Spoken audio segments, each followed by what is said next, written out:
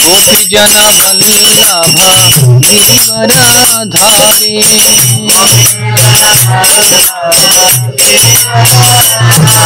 गोपी जन वल्लभ गिरिवरधारी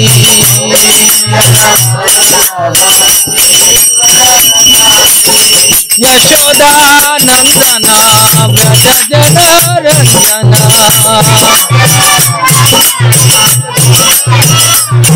यशोदा नंदना व्रज जनरंजना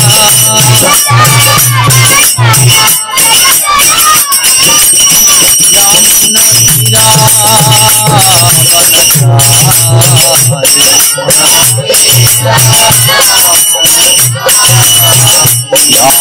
तीरा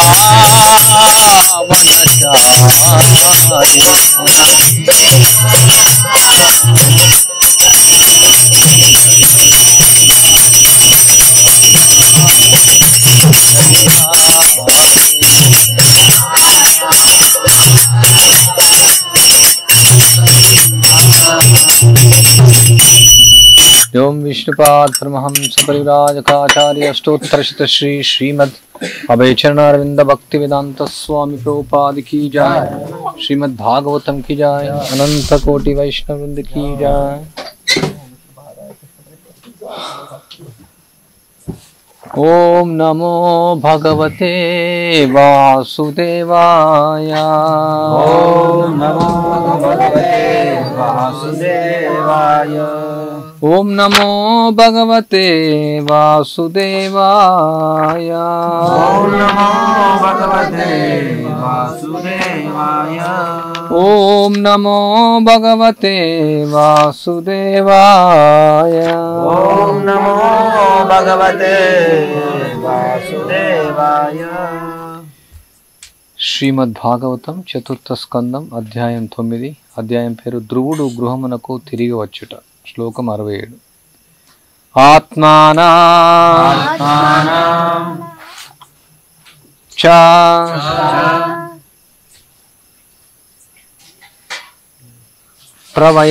ప్రవయనం అకలయ్య విషాంపతి వనం విరక్తః ప్రాతిష్టత్ విమృశన్ ఆత్మనా గతిం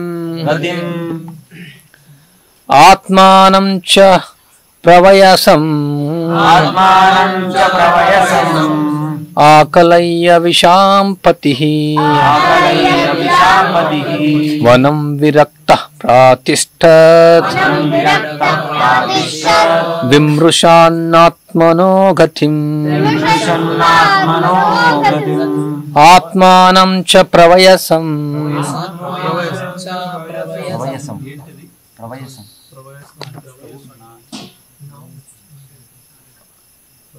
ఆత్మానం ప్రవయసం అని ఉంది. ప్రవయసం ప్రవయసం ఆత్మానం చ ప్రవయసం ఆకలయ్య విషాంపతిః వనం విరక్తః ప్రాతిష్టత్ విమృశాన్నాత్మనో గతిం ఆత్మానం చ ప్రవయసం ఆకలయ్య విషాంపతిః వనం విరక్త ప్రాతిష్టత్ విమృశన్నాత్మనో గతిం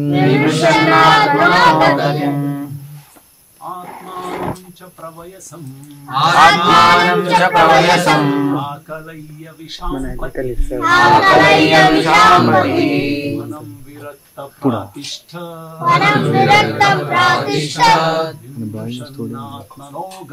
విమృశన్నాత్మనో గతిం ఆత్మానం చ ప్రవయసం ఆత్మానం చ ప్రవయసం ఆకలయ్య విశాంపతి ఆకలయ్య విశాంపతి వనం విరక్త ప్రాతిష్ఠాత్ వనం విరక్త ప్రాతిష్ఠాత్ విమృశన్నాత్మనో గతిం విమృశన్నాత్మనో గతిం ఆత్మానం చ ప్రవయసం ఆత్మానం చ ప్రవయసం ఆకలయ్య విశాంపతిః ఆకలయ్య విశాంపతి వనం విరక్త ప్రాతిష్ఠత్ ప్రాతిష్ఠాత్ విమృశన్నాత్మనో గతిం విమృశన్నాత్మనో గతిం ఆత్మానం చ ప్రవయసం ఆత్మానం చ ప్రవయసం ఆకలయ్య విశాంపతి ఆకలయ్య విశాంపతిః వనం విరక్త ప్రాతిష్ఠాత్ వనం విరక్త ప్రాతిష్ఠత్ విమృశన్నాత్మనో గతిం విమృశన్నాత్మనో గతిం ఆత్మానం చ ప్రవయసం ఆత్మానం చ ప్రవయసం ఆకలయ్య విశాంపతి ఆకలయ్య విశాంపతిః వనం విరక్త ప్రాతిష్ఠత్ వనం విరక్త ప్రాతిష్ఠత్ విమృశన్నాత్మనో గతిం విమృశన్నాత్మనో గతిం ఇటు పెట్టేసి దాన్ని ఇటు పెట్టి సరిపోతుంది వెలుగు.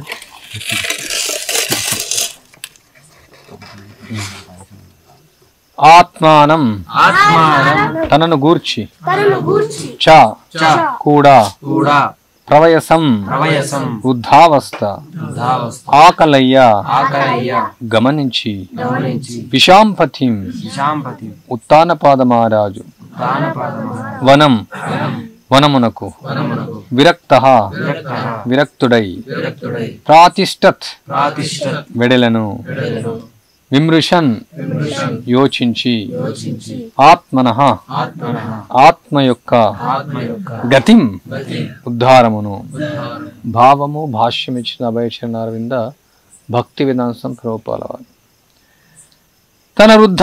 తన వృద్ధావస్థను గమనించిన ఉత్తానపాదుడు ఆత్మోద్ధారణము గూర్చి యోచించి లౌకిక కర్మల నుండి విరక్తుడై వనమునకు వెడలను. భాష్యము రాజర్షి లక్షణమిదియే. ఉత్తానపాద మహారాజు పరమైశ్వర్యవంతుడు మరియు ప్రపంచ చక్రవర్తి. ఈ బంధనములు నిక్కముగా మిక్కిలి దృఢమైనవి.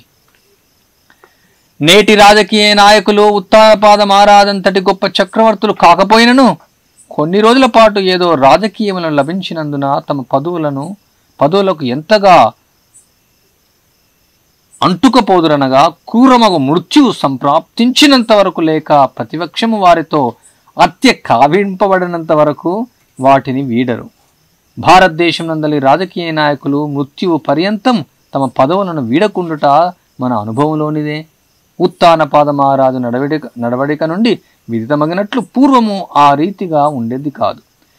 దుమునికి సింహాసనం ఒసిగినంతనే అతడు ఇంటిని పురమును వీడెను. వృద్ధాప్యము వచ్చినంతటా రాజులు రాజ్యమును వీడి తపస్సును ఆచరించుటకై వనమును వెడలిన సందర్భములు వేలాదిగా కలవు. తపస్సే మానవ జీవిత ముఖ్య కార్యము. ధ్రువుడు తన లేత వయస్సులో తపస్సును ఆచరించినట్లుగా అతని తండ్రి యొక్క ఉత్తానపాదుడు వృద్ధాప్యమున వనములో తపస్సును ఆచరించను. కాని నేటి కాలమున తపస్సు చేయుటకై గృహమును వీడి వనమునకేగుట సాధ్యపడిన విషయం. కానీ అన్ని వయస్సుల వారు హరినామ సంకీర్తనమును కృష్ణ చైతన్యోద్యమమును ఆశ్రయించి అవివాహిక సంబంధము లేకుండుట, మత్తు పదార్థములు స్వీకరించకుండుట, జూదమాడకుండుట, మాంసాహారము తినకుండుట వంటి సరళమగు తపస్సును ఆచరించుచు నియమముగా హరే కృష్ణ మహామంత్రమును 16 సార్లు 108 పూసలు త్రిపుచు జపించినచో ఈ భౌతిక జగత్తు నుండి ముక్తి నొందుట అతి సులభమగు కార్యము కాగలదు. శ్రీమద్ భాగవతం నందలి ధ్రువుని గృహమునకు తిరిగి వచ్చటాను 4వ స్కందంలోని 9వ అధ్యాయనమునకు భక్తి వేదాంత భాష్యము సమాప్తము. వందేహం శ్రీగురో శ్రీయుత పదకమలం శ్రీగురున్ వైష్ణవాంశ శ్రీరూపం సాగ్రజాతం సహగణ రఘునాథాన్వితం తం సజీవం సాద్వైతం సావధూతం పరిజన సహితం కృష్ణ చైతన్య దేవం శ్రీ రాధా కృష్ణ పాదాన్ సహగణ లలిత శ్రీ విశాఖాన్వితాంశ ముఖం కరోతి వాచాలం పంగుం లంఘయతే గిరిం యత్కృపాతమహం వందే శ్రీగురున్ నిరతారిణం పరమానందమాధవం శ్రీ చైతన్య ఈశ్వరం.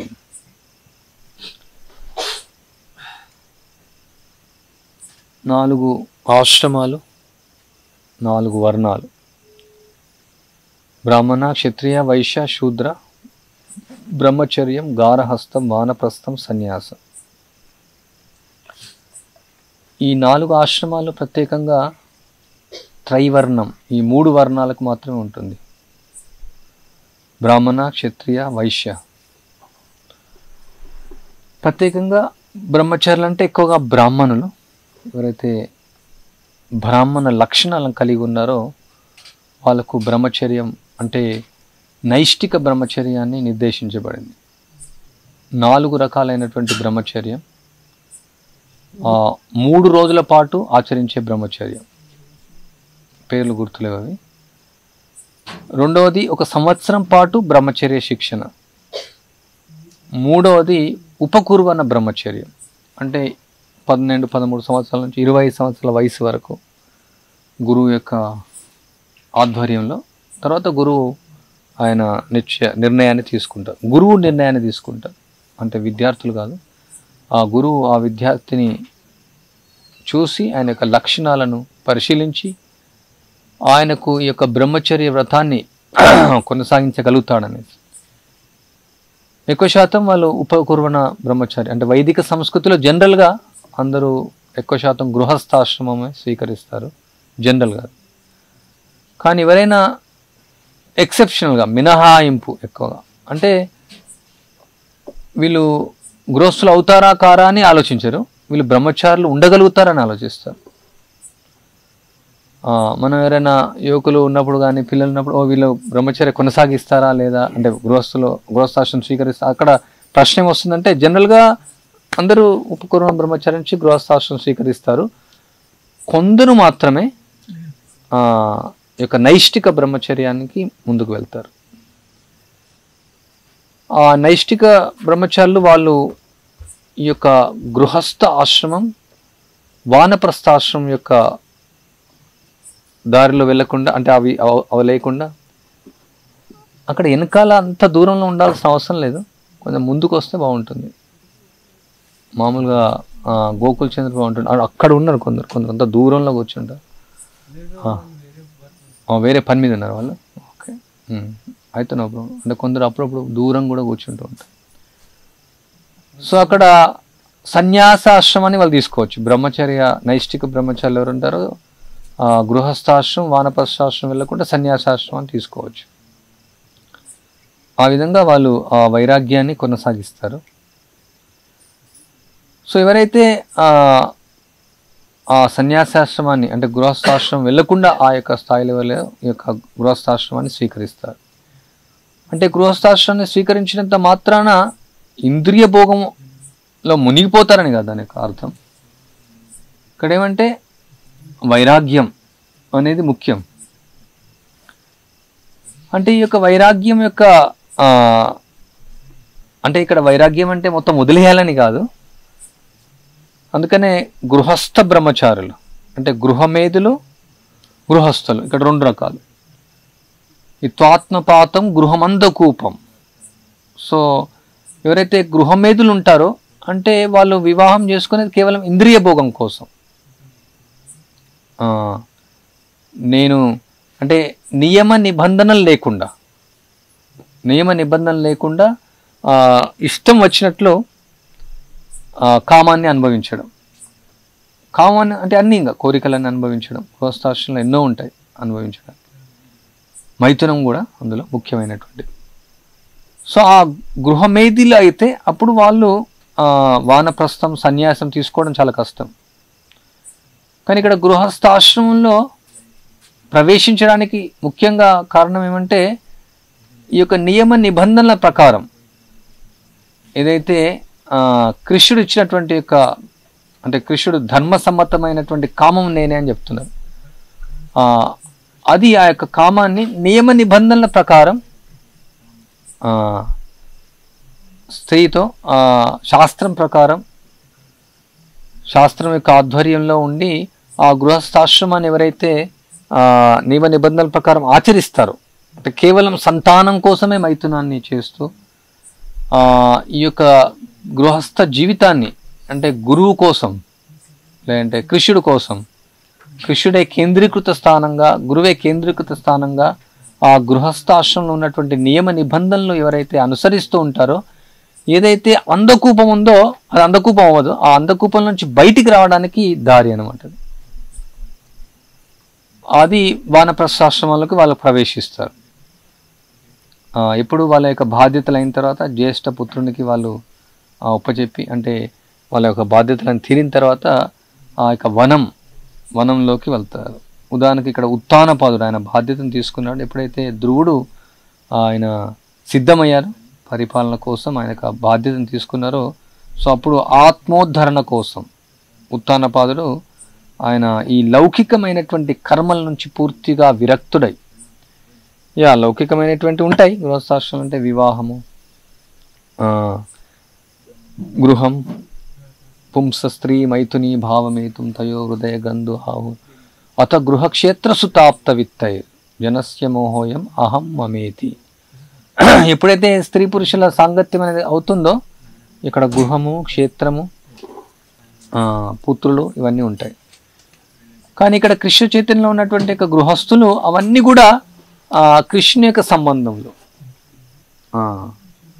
సో యొక్క గృహమేధులైతే నా యొక్క భార్య, నా యొక్క పిల్లలు, నా యొక్క సంతానము, నా క్షేత్రం అలా ఉంటుంది. కానీ కృష్ణ చైతన్యంలో ఉన్నటువంటి యొక్క గృహస్థులు ఎవరైతే ఉంటారో ఇది కృష్ణ చైతన్యంలో నియుక్తం చేయడం ద్వారా భార్య, పిల్లలు, సంతానం ఇవన్నీ కూడా కృష్ణుని యొక్క సేవలో నియుక్తం చేయడం ద్వారా, సో ఆ విధంగా వాళ్ళు పవిత్రీకరణ చెందుతారు ఈ యొక్క గృహస్థ ఆశ్రమంలో. సో వాళ్ళకి ఏదైతే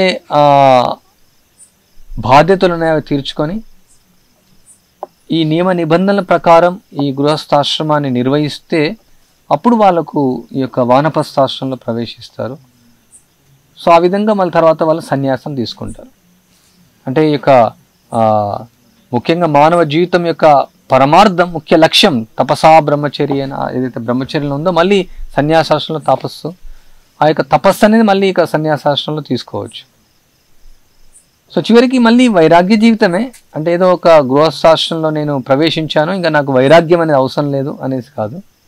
మానవ జన్మ వచ్చిందంటేనే, ఇక మనిషి వచ్చిందంటేనే ఇక ఆ తపస్సును ఆచరించడం.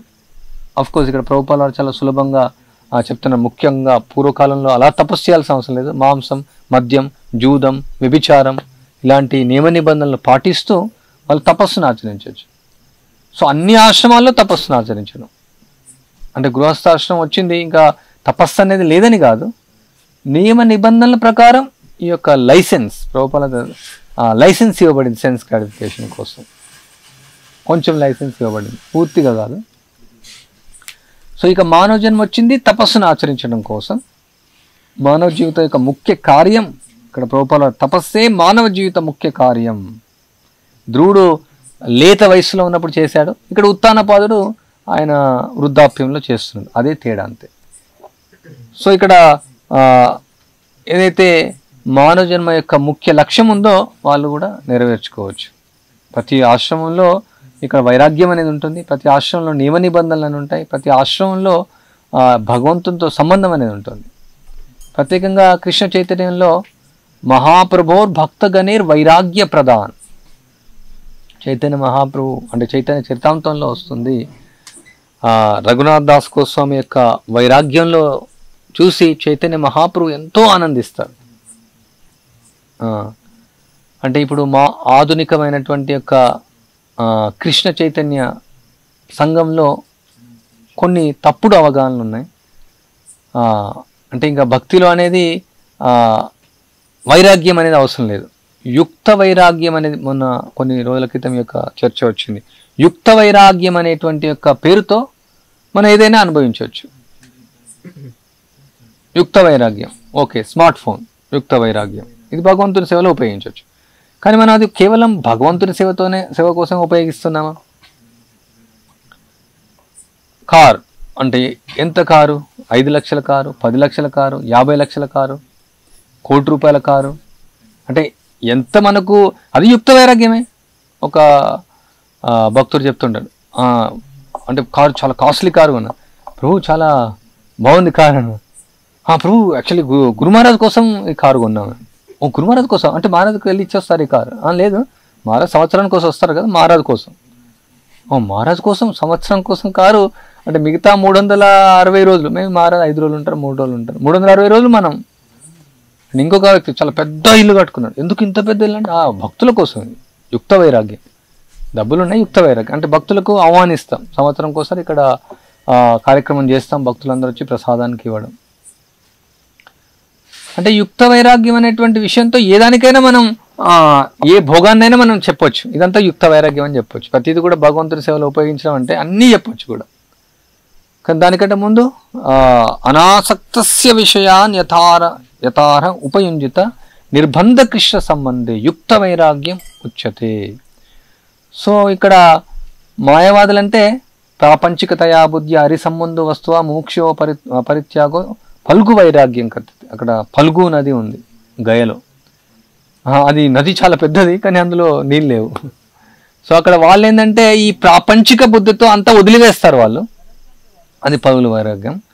కానీ ఇక్కడ వైష్ణవులు రూపగోస్వామి ఇచ్చినటువంటి సిద్ధాంతంలో అనాసక్తస్య విషయాన్, ఈ యొక్క విషయాల పట్ల ఆసక్తి లేదు.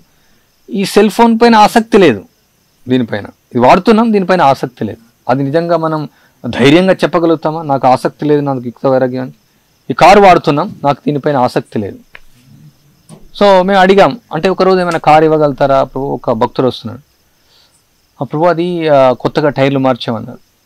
తర్వాత ఇంకొకసారి అడిగాం, ఇది సీట్లు కొంచెం ఊగులాడుతున్నాయని చెప్పారు. అండ్ ఇంకోసారి అడిగాం, అర్జెంట్ వేరే స్థలానికి వెళ్ళాను అంటే మహారాజు కోసం ఇచ్చారనుకోండి. అంటే ఈ యొక్క ఆసక్తి నిజంగా లేదా కారు పైన, ఆ బిల్డింగ్ పైన ఆసక్తి లేదా, మనకున్నటువంటి యొక్క ఏదైతే భోగించే వస్తువులపైన ఆసక్తి లేకుంటే మనం ఏదైనా చెప్పొచ్చు. అంటే కృష్ణుడి కోసం ఎంతైనా కారు, అంటే కారు అనేది 3 లక్షల కారు కూడా కొనుక్కోవచ్చు, ₹1 కోటి కారు కూడా కొనుక్కోవచ్చు. స్మార్ట్ ఫోన్ కూడా మరి ఆసక్తి లేదు భగవంతుడి సేవలో. స్మార్ట్ ఫోన్ 5,000 కూడా వస్తుంది, 10,000 కూడా వస్తుంది, మరి ₹1,00,000 ఫోన్ అవసరం లేదు. అంటే మనం తెలుసుకోవాలి నిజంగా ఈ విషయాన్ని పట్ల మనకు ఆసక్తి లేదా. సో ప్రభుపాల వారు ఒకసారి చాలా డబ్బులు లెక్క పెడతాను, ఇంత ధనం ఉంది, కట్టలు ధనం. ఒక పెద్ద పోలీస్ ఆఫీసర్ వస్తారు, ప్రభుపాద ఆయన ముందే ఇట్లా లెక్క పెడతా ఉన్నారు. మామూలు పోలీసులు వస్తే దాచిపెట్టుకుని ఉంటారు. ప్రభుపాద చెప్తా, all over the world all money I can engage in Krishna service. ప్రపంచంలో ఉన్నటువంటి ధనం అంతా కూడా వస్తే నేను కృష్ణుడి సేవలో మేము నియుక్తం చేయగలుగుతాం అనేసి బోల్డ్గా ధైర్యంగా ఆయన ప్రభుపాల వారు చెప్పారు. అతను అని మనం చెప్పగలుగుతాం అది యుక్త వైరాగ్యం. మన దగ్గర డబ్బులు ఉంటే అంటే ఒకవేళ మనకి ఎవరైనా 10 కోట్లు ఇచ్చినారనుకోండి, అది మనం ఆసక్తి లేకుండా కేవలం భోగం లేకుండా మనం ఉంచగలుగుతాము, యుక్త వైరాగ్యం ఉపయోగించగలుగుతాము. అది ప్రశ్న అన్నమాట. మన దగ్గర ఉందా ఆ ఒక వస్తువు, భోగ వస్తువు, ఆ భోగ వస్తువు పట్ల మనకు ఆసక్తి లేకుండా అది యుక్త వైరాగ్యం అని చెప్పొచ్చు. ఏదైనా కృష్ణుడి సేవలో ఉపయోగించవచ్చు, అది రూపగోస్వామి యొక్క సూత్రం, శ్రీల ప్రభుపాల నేర్పించారు.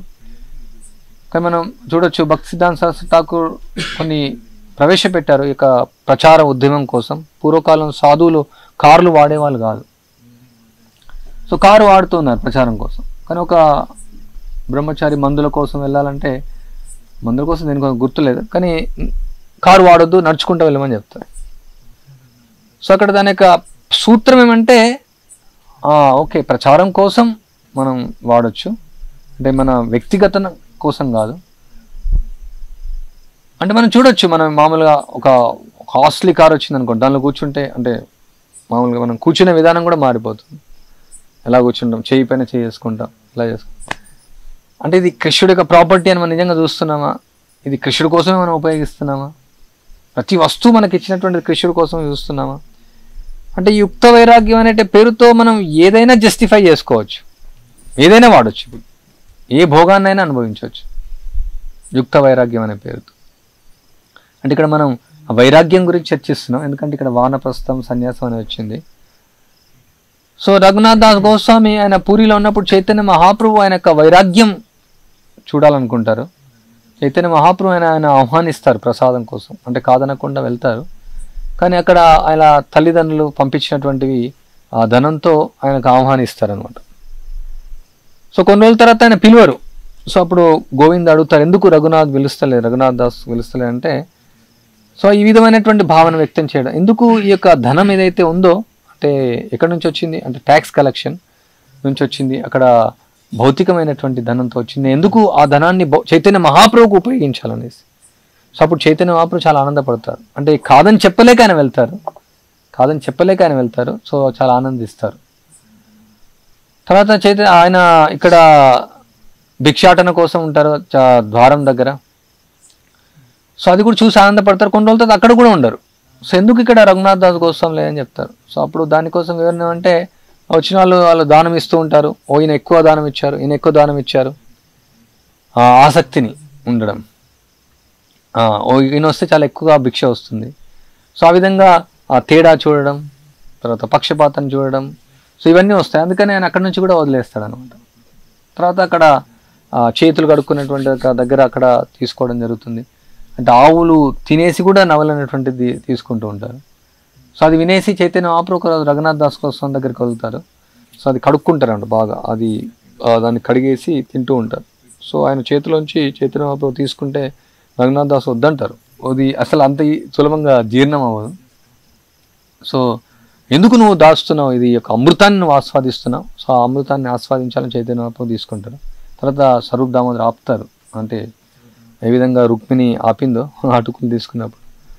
సో ఇక్కడ చైతన్య మహాప్రభుతో చెప్తున్న రఘునాథ్ దాస్ కోసంతో, నువ్వు అంటే రఘునాథ్ దాస్ కోసం యొక్క వైరాగ్యానికి ఆయన ఎంతో ప్రసన్నం అవుతున్నారు. సో మన యొక్క ఉద్యమం వైరాగ్య భక్తి నిజ భక్తి, వైరాగ్య విద్యా నిజ భక్తి యోగ. అఫ్ కోర్స్ వాసుదేవి భగవతి భక్తి యోగ ప్రయోజతి జనైత్యాశ వైరాగ్యం జ్ఞానంచి యథైతకం. సో ఇక భక్తియుక్త సేవ చేయడం ద్వారా జ్ఞానము వైరాగ్యము రెండు వస్తాయి. కానీ నేను జీవితకాలం అంతా కూడా నేను భోగంలోనే ఉంటాను, నాకు వైరాగ్యం ఇప్పుడు అవసరం లేదనేసి కాదు. క్రమానుగతిలో వైరాగ్యం గృహస్థాశ్రమంలో కూడా క్రమక్రమంగా దాన్ని అలవర్చుకోవచ్చు. తర్వాత వానప్రస్థం, తర్వాత సన్యాసం, తర్వాత ఆ విధంగా చివరికి భగవద్ధామం వెళ్ళడానికి సిద్ధమవ్వడం. మహారాజు ఉపన్యాసం ఇచ్చారు, అంటే ఓల్డ్ ఏజ్ కోసం, వృద్ధావస్థలో ఏం చేయాలనేసి. ఇంకా వృద్ధావస్థ ఎప్పుడు, ఇంకా మనం వృద్ధులు కాలేమనుకుంటాం, ఇంకా టైం ఉంది, ఏ క్షణంలో ఏమవుతుందని తెలియదు. మనం మాట్లాడుతున్నాం వృద్ధులు అవుతాం అంటే జన్మ మృత్యు జరావ్యాధి ఎంతోమంది చెప్తూ ఉన్నాం.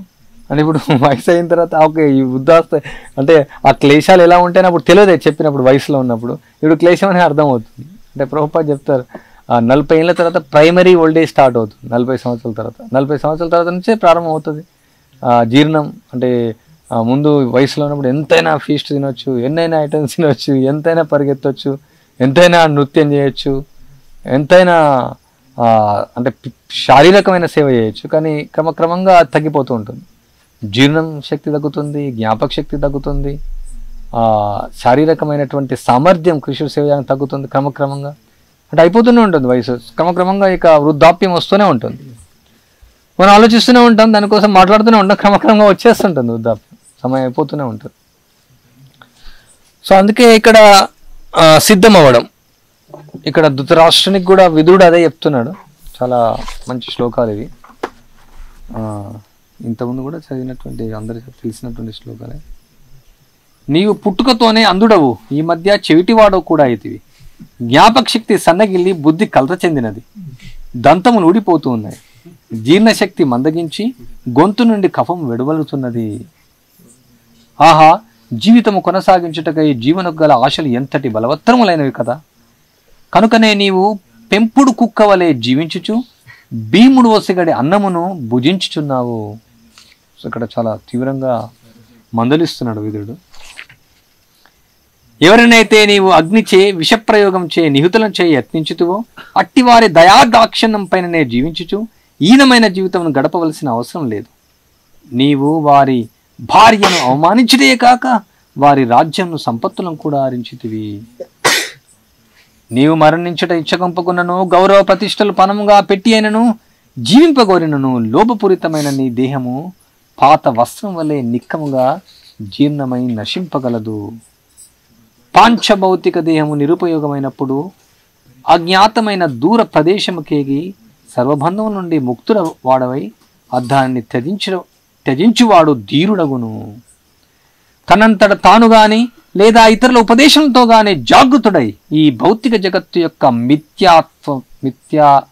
మిథ్యాత్వమును దుఃఖమును అవగతం చేసుకొని గృహమును వీడి తన హృదయమునందే నిలిచి ఉన్న పూర్ణ పురుషోత్తముడైన హరిపైననే సంపూర్ణంగా ఆధారపడే మనుజుడు నిక్కముగా నరోత్తమునడబనుడు. మానవుల శుభలక్ష్యం నరించినట్టి కాలము వేగముగా ఆసన్నము కానున్నది. కావున దయచేసి శీఘ్రమే నీవు బంధములను తెలియని రీతిలో ఉత్తర దిక్కుగా వెడును. ఈ విధంగా అజమీడ వంశుడకు ధృతరాష్ట్రుడు అంతఃపరీక్షకు సంబంధించిన జ్ఞానం చే దృఢముగా సమాధాన పడిన వాడై దృఢ సంకల్పం చే బలమైన స్నేహపాశమును తక్షణమే త్రెంపివేసుకొని కనిష్ట సోదరుడైన విదుడు ఉపదేశించిన రీతి ఆత్మానుభవ మార్గమున చెనుటకై శీఘ్రమే గృహమును వీడెను. సో చాలా తీవ్రంగా మందలించాడు. దీని యొక్క భాషను కూడా ప్రభుపాల చాలా అద్భుతంగా ఇస్తున్నారు. ఇక్కడ రాజకీయ నాయకులు కూడా చాలా చెప్తున్నారు. ముఖ్యంగా రాజకీయవేత్తలు క్రూరమైన మృత్యు వాతపడిందే లేదా ఎవరైనా శత్రువు చేత హత్య గావింపబడిందే. సేమ్ ఇప్పుడు చదివిన భాషలో అక్కడ కూడా ప్రభుపాల చెప్తున్నారు. రాజకీయ కలాపం నుండి విరమణ పొందట్లేదు. జీవితాంతం వరకు కుటుంబ జీవనాన్ని అంటుపెట్టుకొనినుట నిక్కముగా గొప్ప పతనము కాగలదు. అటువంటి ధృతరాష్ట్రులకు జ్ఞానబోధ చేయుటకు విధుల వంటి వారు అవసరము నేటికినూ కలదు. సో మనం ఈ రాజకీయ నాయకులకి వెళ్ళి ఏ విధంగా విదురుడు ధృతరాష్ట్రునికి చెప్పాడు ఆ విధంగా వెళ్ళి చెప్పాలన్నమాట. అది ప్రభుపాల వారు కావాలనుకుంటున్నారు. మీరు వాళ్ళు చాలా అప్సెట్ అవుతారనుకుంటా. ఎందుకంటే కొన్ని వేల కోట్లు లక్షల కోట్లు వాళ్ళు మిగుతూ ఉంటారు. మరి ఎందుకు పరంపర వాళ్ళ తండ్రులకు వాళ్ళ కొడుకులకు వాళ్ళ మనుమలకు ముని మనుమలకు సంపాదించి పెడుతూ ఉంటారు. అండ్ చివరి వయసు వరకు ఇంకా రాజకీయాలు చేస్తూనే ఉంటారు. 90 సంవత్సరాల వరకు. ఒక ఆయన ఉన్నాడు తమిళనాడులో, ఆయన ముసలాయన ఉన్న వరకు రాజకీయాలు చేస్తూనే ఉన్నాడు. ఆయన భగవంతుడు నాస్తికుడు అని చెప్తూ ఉంటాడు, మూర్ఖుడు. సో ఎంత చాలా ఆసక్తి అంటే తీవ్రమైనటువంటి ఆసక్తి, యొక్క పాశం యొక్క బంధం చాలా తీవ్రమైనది. పదవి, పేరు, ప్రతిష్ట చివరి వరకు ఉంటూనే ఉంటుంది. ఎంతోమంది చూస్తూ ఉంటాం మనం ప్రచారం వెళ్ళినప్పుడు. వాళ్ళకి అంతా అయిపోతుంది, వాళ్ళకి రిటైర్మెంట్ కూడా వస్తుంది. మళ్ళీ ఆ రిటైర్మెంట్ మళ్ళీ జాబ్. ఎంతోమంది మనం చూస్తుంటాం, ఆర్మీలో ఉంటారు, మళ్ళీ తర్వాత మళ్ళీ కొత్త జాబు, ఏదో ఒక ప్రాజెక్ట్లో ఉంటారు, ఏదో ఒక డైరెక్టర్ అవుతారు, లేకపోతే ఎక్కడో ఏదో ఒక విధంగా రిటైర్ ఆర్మీలోంచి అని ఎంతోమంది చూస్తుంటాం. 60 ఏళ్ళు అయిన తర్వాత కూడా మళ్ళీ పని చేస్తారు, మళ్ళీ డబ్బులు సంపాదిస్తారు. ఈవెన్ వాళ్ళ పుత్రులు కూడా సెటిల్ అయిపోతారు, వాళ్ళ కూతుళ్ళు అందరూ అయిపోతుంది, కానీ ఇంకా ఎందుకు డబ్బులు సంపాదిస్తారు, ఇంకా డబ్బులు సంపాదిస్తారు. వదలలేరు, వాళ్ళు ఇల్లును వదలలేరు, ఆ బంధువులను వదలలేరు. చాలా చాలా కష్టం, అంత సులభం కాదు అన్ని బంధాలను తెంచుకోవాలంటే.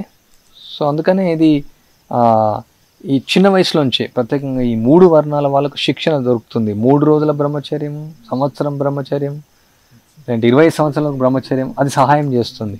ఆ వైరాగ్య జీవితాన్ని ఇవ్వడం బ్రహ్మచర్య ఆశ్రమంలో, అది ప్రత్యేకంగా గురుకులంలో అది శిక్షణ పొందుతారు వాళ్ళు.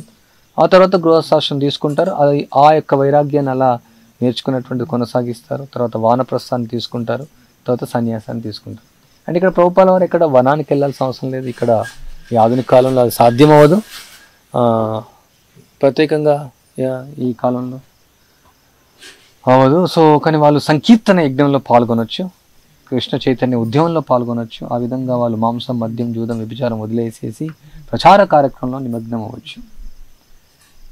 ఇక్కడ ఎవరు అడిగారు, ఇక్కడ వానప్రస్థాశ్రమం తీసుకోవాలండి. ఆల్మోస్ట్ ఇక్కడ ఉన్న వాళ్ళంతా వానప్రస్థలాగానే, గృహస్థులందరూ కూడా అంతా వదిలేసి ఇక్కడ నిరంతరం కృష్ణుని యొక్క సేవలో నిమగ్నం అవ్వడం.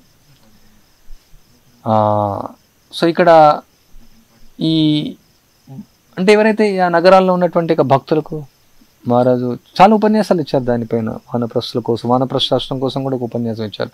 కనీసం మీరు మాయాపూర్ వెళ్ళండి, లేదంటే వృందావనం వెళ్ళండి. ఇలా అంటే మనం ఇప్పుడు ఫామ్ కమ్యూనిటీలో ప్రస్తుతానికి మనం 50 సంవత్సరాలు ఇప్పుడు తీసుకోవట్లేదు, మనం 30 సంవత్సరాల లోపల వాళ్ళు తీసుకుంటున్నాం. ఇప్పుడు సాధ్యం అవ్వదు. సో ఏదో విధంగా మీరు పూర్తి ప్రచారంలో నిమగ్నం అవ్వండి. అంటే చాలామంది భక్తులను చూస్తుంటాం, వాళ్ళు జాబ్ చేస్తారు, మళ్ళీ రిటైర్ అయిన తర్వాత మళ్ళీ జాబ్ చేస్తారు. అంటే ఇంకా ఓకే వాళ్ళకు ఆర్థికపరమైనటువంటి ఇబ్బందులు ఉండొచ్చు, కానీ ఇంకా జీవితాంతం చివరి వరకు అది చేస్తూనే ఉంటే, మళ్ళీ చేస్తూనే ఉంటే, ఈ యొక్క భౌతికమైనటువంటి లౌకికమైన విషయాలు నిమగ్నం అవుతుంటే మనం ఆ ప్రయాణానికి సిద్ధమవడం కష్టం అంత్యకాలానికి. సో అందువల్ల మనం పూర్తి కృష్ణ చైతన్యంలో నిమగ్నం అవ్వాలి. ప్రభుపాల వారు మన్మనాభవం మద్భక్తు శ్లోకంలో దాని గురించి వివరిస్తారు. చాలా శ్లోకాల్లో 24 గంటలు కృష్ణ చైతన్యాన్ని ఆచరించడం, అప్పుడే మనం భగవద్ధామం వెళ్ళగలుగుతాం. ప్రభుపాల చాలా స్పష్టంగా అక్కడ చెప్తారు. సో 24 గంటలు కృష్ణ చైతన్యం అంటే మళ్ళీ ఉద్యోగం చేయడం, మళ్ళీ ఆ ఉద్యోగం అయిన తర్వాత మళ్ళీ ఇంకొక ఉద్యోగం చేయడం, మళ్ళీ ఇంకొక ఉద్యోగం చేయడం. సో ఈ విధంగా ఉద్యోగం పైన ఉద్యోగాలు చేయడం, ఆ ఉద్యోగం నుంచి వచ్చిన డబ్బులు షేర్ మార్కెట్లో ఇన్వెస్ట్ చేయడం, లేకుంటే ఏదో ల్యాండ్లో ఇన్వెస్ట్ చేయడం, మళ్ళీ ఆ ప్రాపర్టీల కోసం వెళ్ళడం, మళ్ళీ ఆ ప్రాపర్టీ కేసు అయితే ఆ కేసుల కోసం తిరగడం. సో చాలామంది కోసం చూస్తూ ఉంటాం. వాళ్ళు ఇంకా సెటిల్ అవ్వలేదు మా అబ్బాయి, ఇంకా మా అమ్మాయి సెటిల్ అవ్వలేదు, మా ఆయన నాకు చూసుకోవట్లేదు, ఇంకా ఇదొక ప్రాబ్లం, ఇంకా కొనసాగిస్తూనే ఉంటారనమాట. ఈ యొక్క బంధం పోతూనే ఉంటుంది, పోతూనే ఉంటుంది. అది ఎండ్ అవ్వదు. అది తెంచుకుంటేనే అది తెగుతుంది. పంచశోర్ధం వనం వ్రజేత్. అందుకనే ప్రభుపాల 50 సంవత్సరాల వయసులో అంటే శాస్త్రంలో ఉన్నటువంటిది. కనీసం వాళ్ళు పూర్తిగా ఉద్యోగం వదిలేసేసి ఇలాంటి వర్ణాశ్రమ సముదాయాలకు రాలేకున్నా కనీసం వాళ్ళు ఉద్యోగం చేసి వాళ్ళ యొక్క భవిష్యత్తులో ఎలా వాళ్ళ యొక్క సేవింగ్స్ చేసుకొని పూర్తి కృష్ణ చైతన్యంలో నిమగ్నం అవ్వడం. ఇక్కడ ప్రభుపాల వారు చెప్పినప్పుడు కృష్ణ చైతన్య సంకీర్తనోద్యమంలో పూర్తి సమయం నిమగ్నం అవ్వడం అనేది చాలా ముఖ్యం. ఆ విధంగా వానప్రస్థం ఆశ్రమం తీసుకోవచ్చు, తర్వాత సన్యాసాశ్రమం కూడా తీసుకోవచ్చు. ఆ విధంగా భౌతిక జగత్తు నుండి ముక్తి నొందడం అది సులభం కాగలనేసి ఇక్కడ ప్రభుపాల వారు వివరిస్తూ ఉన్నారు. ఇక్కడ ఈ భాష్యంలో ఇంకా ప్రభుపాల వారు చెప్తున్న వృద్ధాప్యం వచ్చినంతటా రాజులు రాజ్యం వీడు తపస్సును ఆచరించగా వనమును సందర్భంలో వేలాదిగా కలవని చెప్తున్నారు. వృద్ధాప్యం వచ్చినంతటా రాజులు రాజ్యమును వీడి తపస్సును ఆచరించుటకై వనమును తెలియని సందర్భంలో వనమునకు వెళ్ళిన సందర్భం వేలాదిగా కలవు. కొన్ని వేల మంది. భరత మహారాజ్ ఎంతో మంది మనం భాగవతంలో చూడొచ్చు. నారదుడు ఉపదేశిస్తున్నాడు ప్రాచీన భవిష్యత్తుకు. ఎన్నో భాగవతంలో సందర్భాలు ఉన్నాయి, పురాణాల్లో చూడొచ్చు. సో మనం వాళ్ళందరినీ కూడా ఆచరించడం అంటే కేవలం గృహస్థులనే కాదు, ప్రతి ఒక్కరు కూడా వయసు అవుతుందంటే ప్రత్యేకంగా మహారాజ్ చెప్తుంటారు. అంటే ఈ యొక్క మేనేజ్మెంట్ యాక్టివిటీస్ నుంచి, నిర్వహణ కార్యాల నుంచి క్రమంగా తగ్గిపోవచ్చు. అంటే మామూలుగా ఎన్నో పదవులు ఉంటాయి మన యొక్క సంఘంలో, ఆ పదవుల్లో కూడా ఇంకా బాధ్యతలు ఉంటాయి, వేరే బాధ్యతలు ఉంటాయి. ఆ బాధ్యతలు అంటే మరి తీసుకోవాల్సి వస్తే తప్పదు. బట్ ఒకవేళ ఆ బాధ్యతను ఇంకెవరైనా తీసుకోగలిగితే ఈ యొక్క మేనేజరియల్ రెస్పాన్సిబిలిటీస్, నిర్వహణ బాధ్యతలు ఏంటంటే ఆ యొక్క సాధనలో నిమగ్నం అవ్వడం చాలా కష్టం. పూర్తిగా నిమగ్నం అవ్వడం కష్టం. సో అప్పుడు ఆ బాధ్యతలు వేరే వాళ్ళకి ఇవ్వడం. ఏ విధంగా ఒక గృహస్థుడు వాళ్ళ కొడుకుకు ఇక్కడ పుత్రునికి అప్పగించినట్టు. సో ఈవెన్ ఎవరైనా సరే, బ్రహ్మచారి అయినా సరే, సన్యాసి అయినా సరే, ఎవరైనా సరే, వాళ్ళు ఏ విధంగా ప్రభుపాల వారు ఆయన జీబీసీకి బాధ్యతను ఉపయోగించారు. నేను బాధ్యతను, ఈ యొక్క నిర్వహణ బాధ్యతను ఇప్పుడు నేను తీసుకోవద్దు అనుకుంటున్నాను. సో మీరు నిర్వహించండి, ఆ నిర్వహణ కార్యాలన్నీ నిర్వహించండి. ప్రభుపాల వారికి నేర్పించారు, వాళ్ళకి నేర్పిస్తూ కొన్నిసార్లు ఇన్వాల్వ్ అవ్వాల్సి వచ్చింది. కానీ ప్రభుపాల వారు మళ్ళీ చెప్తాను, నేను పుస్తకాలు రాస్తాను, తర్వాత ఇక నిమగ్నం, ఆయన కృష్ణ చైతన్యంలో నిమగ్నం అవ్వాలనుకుంటున్నారు. ప్రభుపాల వారి ఆరోగ్యం కూడా చాలా సమస్య కూడా ఉండేది. సో ఆ విధంగా అంటే జీవితకాలం అంతా కూడా టెంపుల్ ప్రెసిడెంట్గా ఉండాల్సిన అవసరం లేదు. ఒకవేళ వేరే వాళ్ళు ఎవరైనా సిద్ధంగా ఉంటే వాళ్ళకు అప్పగించడం, వాళ్ళకు మోరల్ సపోర్ట్ చేయడం. అంటే ఆ బాధ్యత లేకుండా వాళ్ళకు అంటే దానిలో ఇన్వాల్వ్ అవ్వకుండా, ఆ మేనేజర్లో నిటిగ్రిటీస్గా ఇన్వాల్వ్ అవ్వకుండా బాధ్యతనివ్వడం, వాళ్ళకు సపోర్ట్ చేయడం, వాళ్ళ బాధ్యతని చేసి వాళ్ళకు సలహాలను ఇవ్వడం, సలహాదారునిగా ఉండడం. సో అందువల్ల అందరూ బాధ్యత తీసుకోవడానికి కూడా సిద్ధం అవ్వాలి. ఎవరైతే యువకులు ఉంటారో వచ్చే జనరేషన్, ఏ విధంగా ఇక్కడ ధ్రువుడు బాధ్యత తీసుకున్నాడు, అదేవిధంగా ఈ కృష్ణ చైతన్య సంఘం యొక్క బాధ్యత తీసుకోవాలి. ఇప్పుడు ప్రభుపాల వారి శిష్యులు అందరూ కూడా వృద్ధాప్యం చాలా వరకు కొంత పెద్ద వాళ్ళంతా కూడా శరీరం వదిలేస్తున్నారు.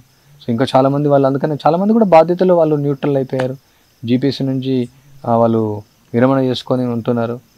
అండ్ గురు మహారాజ్ కూడా చాలాసార్లు చెప్తున్నారు, ఇప్పుడు నేను పుస్తకాలు రాయాలా, నేను ఎక్కువగా ప్రచారం చేయలేను, నా యొక్క శిష్యులు ఈ బాధ్యత తీసుకోవాలా. సో ఇంకా జనరేషన్ తర్వాత నెక్స్ట్ జనరేషన్ అందుకనే వచ్చే జనరేషన్ చాలా సీరియస్గా ఉండాలన్నమాట, తీవ్రంగా ఉండాలి. మనం ఆ బాధ్యతను తీసుకోవడానికి తీవ్రమైనటువంటి ప్రయత్నం మనం చేయాలి. అప్పుడు వాళ్ళు ఆ బాధ్యత నుంచి నిర్వహణ బాధ్యతల నుంచి, ప్రత్యేకంగా నిర్వహణ బాధ్యతలు, మేనేజర్ బాధ్యతలన్నీ వాళ్ళు స్పిరిచువల్ గైడెన్స్ ఇవ్వచ్చు, ఆధ్యాత్మికమైనటువంటి శిక్షణ, ఉపన్యాసాలు ఇవ్వడము, ప్రచారం చేయడం ఇలాంటివి ఉండొచ్చు.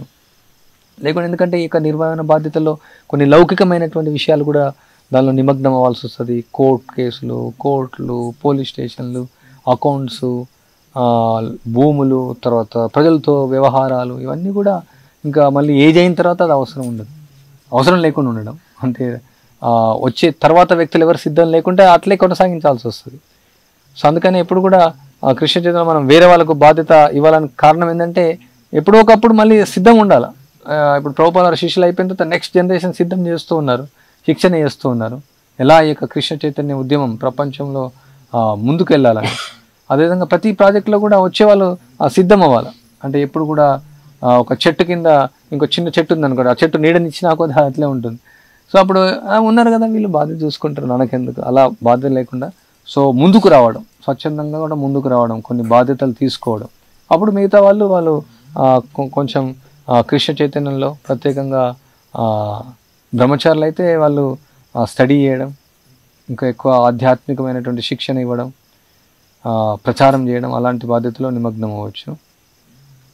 సన్యాసాశ్రమం కోసం సిద్ధం అవ్వచ్చు. ఇంకా ప్రభుపాద ఏం చెప్తున్నారు ఇప్పటిలో, ప్రతిపక్షంతో వాళ్ళు అది ఇంతకుముందు కూడా చదివాం అది.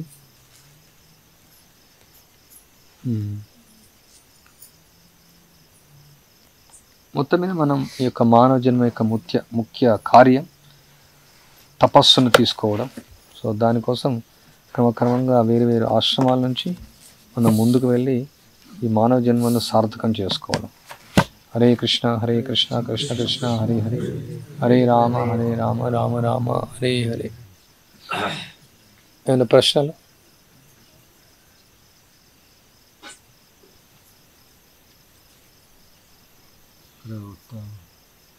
ఉత్తానపాద రాజర్షి అని చెప్పారు.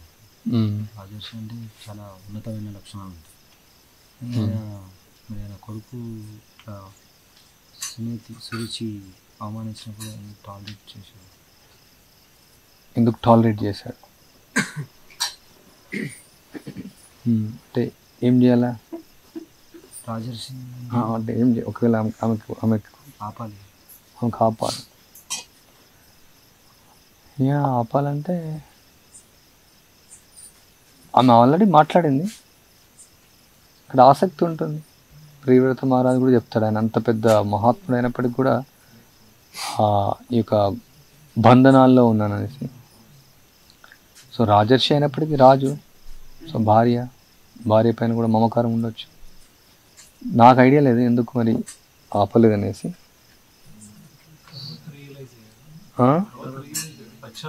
తర్వాత పశ్చాత్తాపం ఉంది. రాజర్షి అనేది ప్రారంభం నుంచి వచ్చేది కాదు, ఆ తర్వాత లక్షణాలు తక్కువ ఉంటాయి. రాజర్షి అలా విశ్వామిత్ర బ్రహ్మర్షి తర్వాత వచ్చిన క్వాలిటీస్ ప్రారంభం లేవు.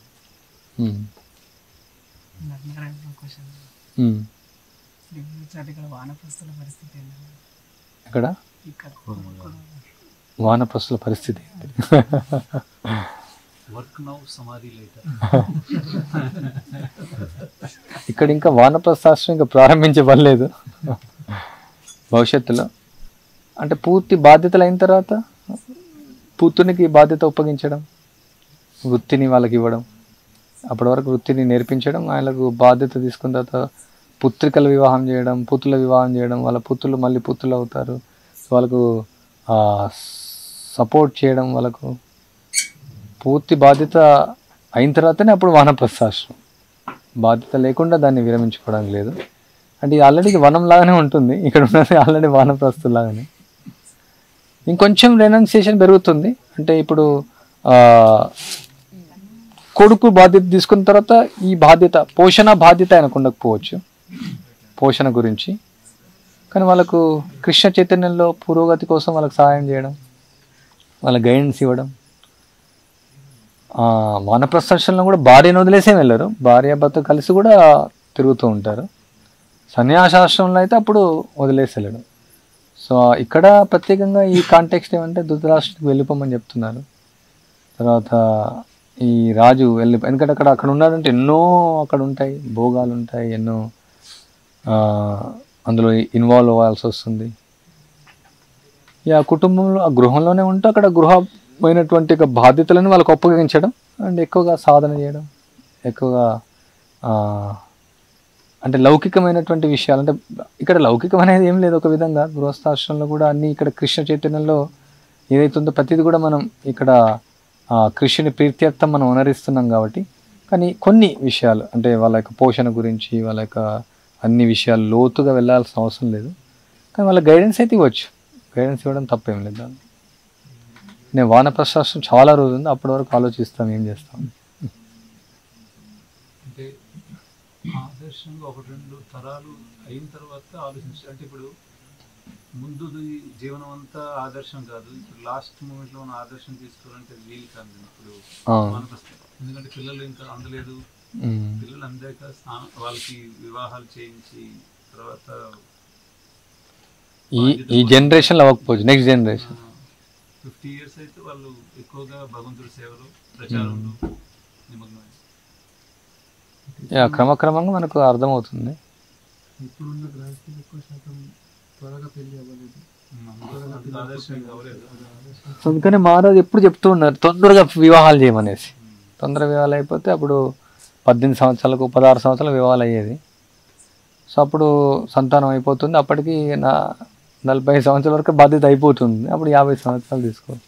అంటే ఇప్పుడు వివాహాలు అయ్యింది కూడా లేటు, పిల్లలు పుట్టడం కూడా కొంచెం లేట్ అవుతుంది, వాళ్ళ పిల్లల వివాహాలు కూడా లేట్ అవ్వచ్చు, మళ్ళీ వాళ్ళకి సంతానం లేట్ అవ్వచ్చు. ఇప్పుడైనా కృష్ణుని యొక్క సేవలో నిమగ్నం అవడం అంటే ఇంకా వానప్రస్థాశ్రమం అన్నట్టే. వానప్రస్థాశ్రమం కృష్ణ అంటే బయట ప్రత్యేకంగా నగరాల్లో ఉండేటువంటి వాళ్ళైతే వాళ్ళు పూర్తిగా బయటికి రావాల్సి వస్తుంది అక్కడి నుంచి. ప్రత్యేకంగా ఇలాంటి కమ్యూనిటీలో వైష్ణవ సముదాయాలు అంటే ఈ సముదాయాలు సరళ జీవనంతోనే ఉన్నటువంటివి, ఇక్కడ పెద్ద భోగం అనేది ఏం లేదు. ఇంకొంచెం ఎక్కువగా సమయాన్ని ఎక్కువగా కృష్ణ చైతన్య చింతనలో ఎక్కువ గడపవచ్చు అంతే. కానీ ఇక్కడ నుంచి వెళ్ళిపోవడం అనేది అవసరం లేదు, ఆల్రెడీ ఇది వనం. హరే కృష్ణ. శ్రీల ప్రభుపాద్ కీ జై, శ్రీమద్ భాగవతం కీ జై.